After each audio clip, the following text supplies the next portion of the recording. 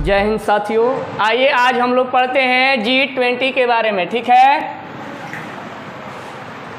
देखिए G20 को group of 20 भी कहा जाता है।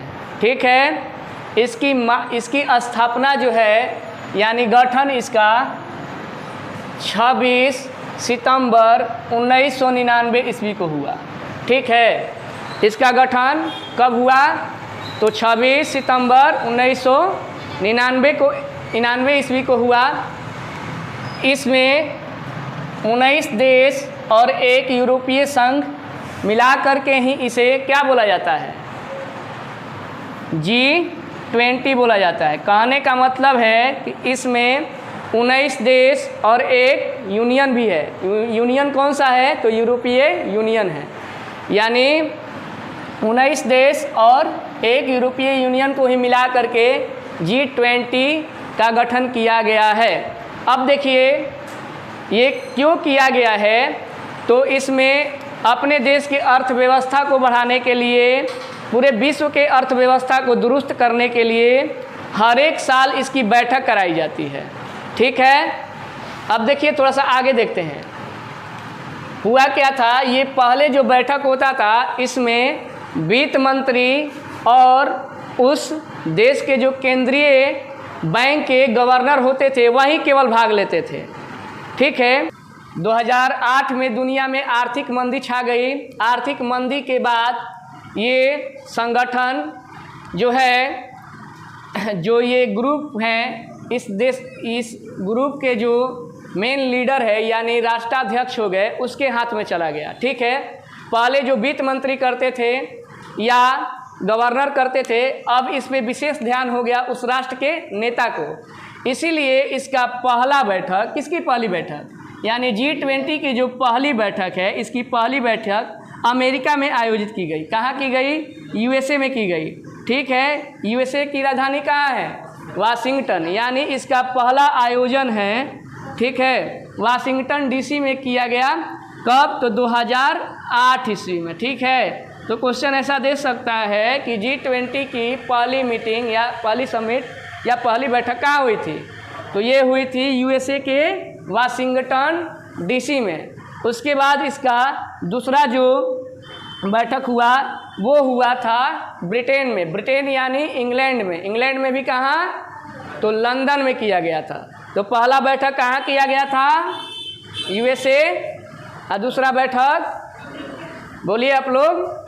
ब्रिटेन यानी लंदन में किया गया था।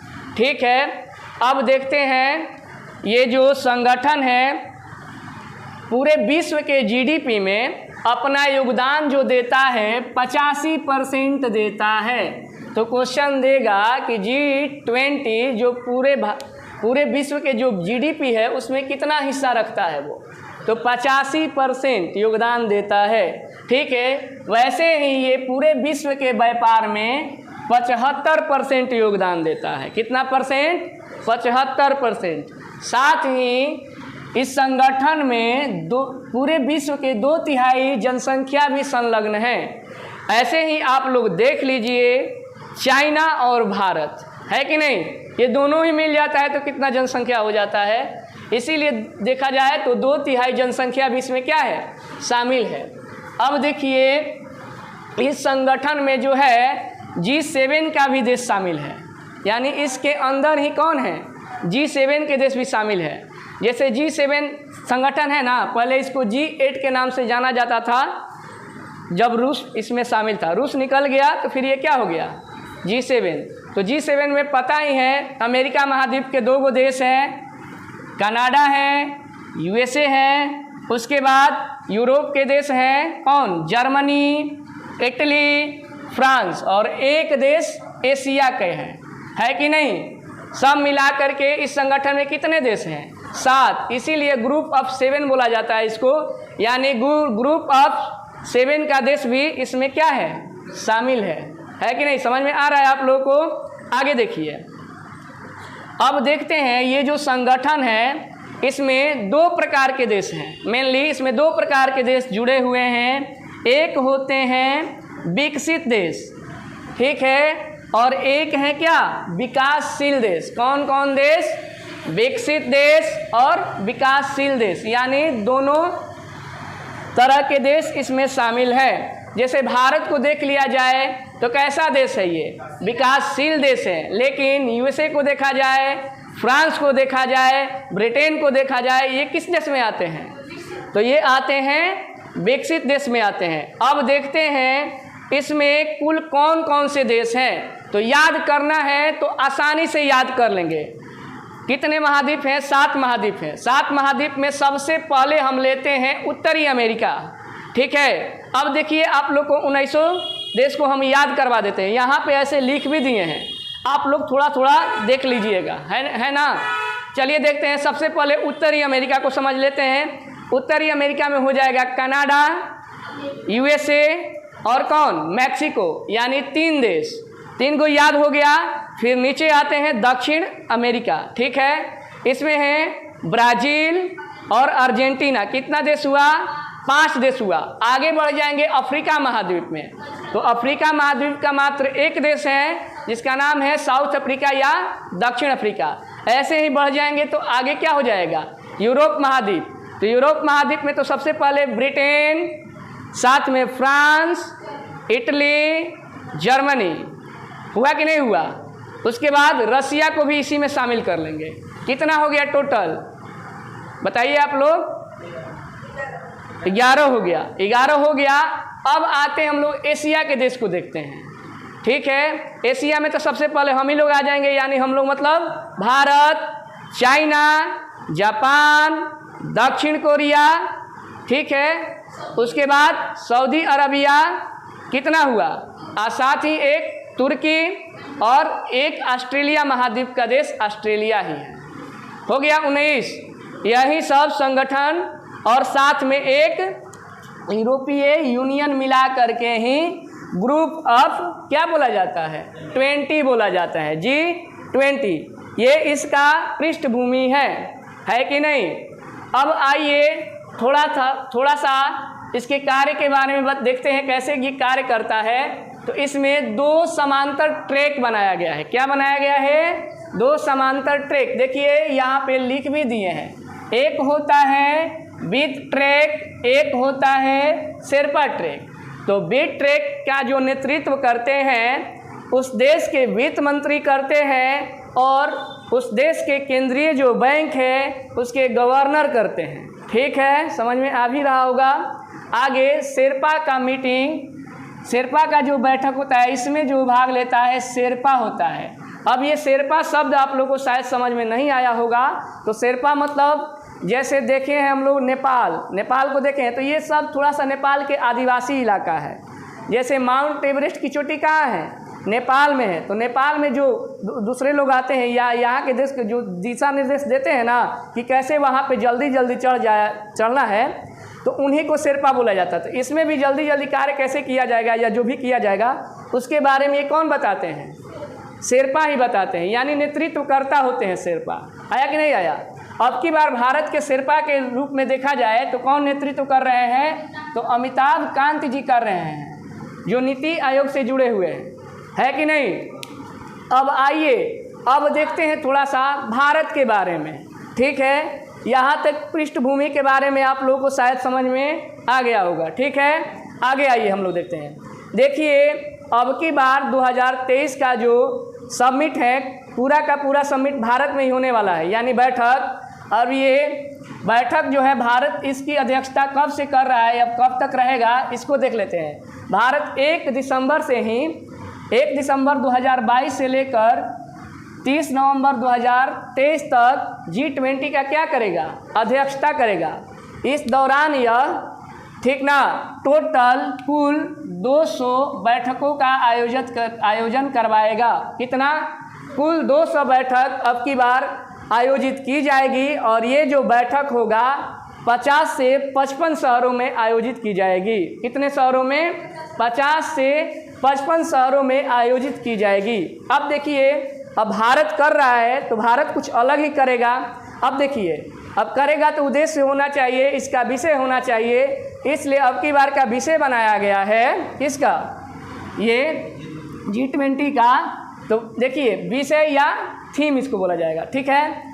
वासुदेव कुटुंबकम, इसका अर्थ क्या होता है, यानी बताया गया है कि वासुदेव कुटुंबकम, यानी इसका थीम अगर विषय पूछा जाएगा कि G20 के समिट के बैठक के अब की बार का थीम क्या है, अब की बार का विषय क्या है, तो इसको बोला जाएगा वासुदेव कुटुंबकम। ये लिया कहाँ से गया है, तो उपनिषद से लिया गया है। ये देखिए इसका मतलब क्या होता है, यानी वासुदेव कुटुंबकम का मतलब क्या होता है, तो होता है एक पृथ्वी, एक कुटुंब और एक भविष्य, ठीक है। हिंदी में फिर से देख लीजिए आप लोग, एक पृथ्वी, एक कुटुंब और एक भविष्य, यानी वन अर्थ, वन फैमिली और वन फ्यूचर, है कि नहीं, इसका थीम हो गया। तो पूछ लिया जाएगा कि अब की बार जो इसके विषय में शामिल है, कौन कौन शामिल है, एक दे देगा वन ऑफ नेशन या वन नेशन, तो उसको नहीं देना है, ऑप्शन में लगा करके ऐसा क्वेश्चन पूछ सकता है, ठीक है। अब आइए देखते हैं, अब देखिए ये समझ में आ गया। हाँ, अब इसको देखते हैं कि अब की बार जो देखिए ये जो होता है ना, तो अतिथि देश चुना जाता है। हर एक देश अपना अतिथि के रूप में कुछ देशों को बुलाते हैं। ये इसलिए बुलाया जाता है, अतिथि देश को इसलिए बुलाया जाता है कि आगे चल करके इसमें ये लोग भी समिट, ये क्या करे, भाग ले, इसको और थोड़ा सा बड़ा बनाया जाएगा, इसकी अर्थव्यवस्था को और मजबूत किया जाएगा। इसीलिए क्या करते हैं, अतिथि देश के लिए उस देश को ज़्यादातर उस देश को प्रेरित किया जाता है जो इस संगठन में शामिल नहीं है। और ये ज़्यादातर ऐसे देश होते हैं जिसकी मतलब क्या होते हैं, जो मतलब अभी बहुत पूर्णतः विकसित नहीं हुए हैं, ठीक ना। ऐसे मतलब सभी देशों को बुलाया जाता है, लेकिन है कि नहीं।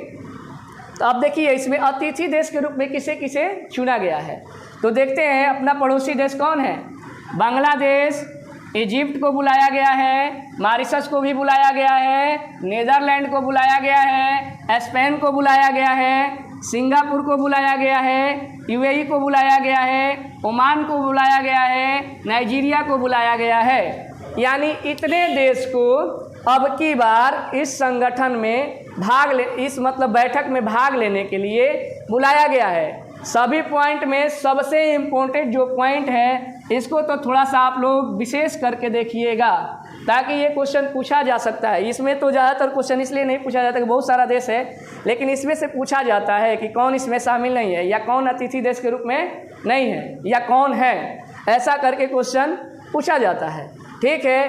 अब आते हैं, अब देखिए G20 के बैठक के लिए इसे 5 भागों में बांटा जाता है, ठीक है। यानी 5 ग्रुप बनाया गया है कि इसी ग्रुप के देश बारी बारी से क्या करते हैं, हर एक साल G20 की अध्यक्षता करते हैं। जैसे ग्रुप 1 हो गया, ग्रुप 2 हो गया, ग्रुप 3 हो गया, ग्रुप 4 हो गया, ग्रुप 5 हो गया, ठीक है। जैसे अब की बार भारत की अध्यक्षता, ये G20 की अध्यक्षता कौन कर रहा है, भारत कर रहा है। तो भारत किसका है, तो ये ग्रुप किसका है, ये दूसरा का हिस्सा है, हो गया कि नहीं हो गया। ऐसे तो अगला बार बोला जाएगा तो कौन कराएगा, अगला बार ब्राज़ील कराएगा, बताएंगे कैसे अभी आगे, ठीक है। तो देखिए ब्राज़ील किसका हिस्सा है, तीसरा का, ठीक। इसके पहले कौन कराया था, यानी भारत के पहले इंडोनेशिया। ये देखिए इंडोनेशिया कहाँ है, कहने का मतलब अगर इस साल इसका मतलब सदस्य करवाया तो अगला साल इसका कराएगा, मतलब कोई भी करा सकता है, ये नहीं है,